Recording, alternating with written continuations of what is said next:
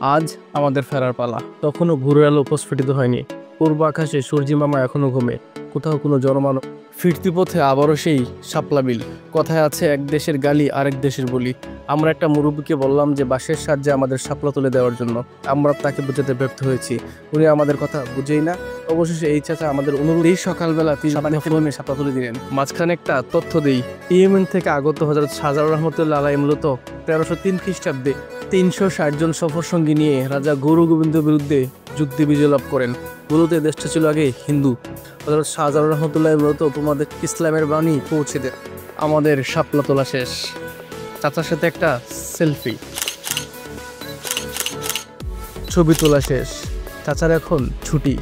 অবশেষে আমাদের হাতে সেই লাল শাপলা। ততক্ষণে আমার দাদা 7 সমুদ্র 13 নদী পাড়ি দিয়ে আমাদের জন্য গাড়ি নিয়ে আসলেন। ঠিক 7:10 আমরা গাড়িতে উঠি। এটা হলো নতুন সুরমা ব্রিজ।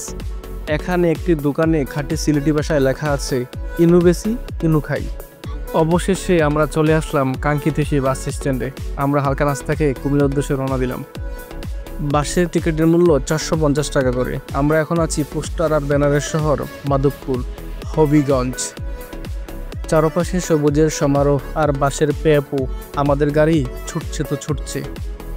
লাগনি কখনো কাশফুলে যাওয়া হয়নি, কিন্তু বাস থেকে কাশফুলের সৌন্দর্য আমাকে মুগ্ধ করেছে।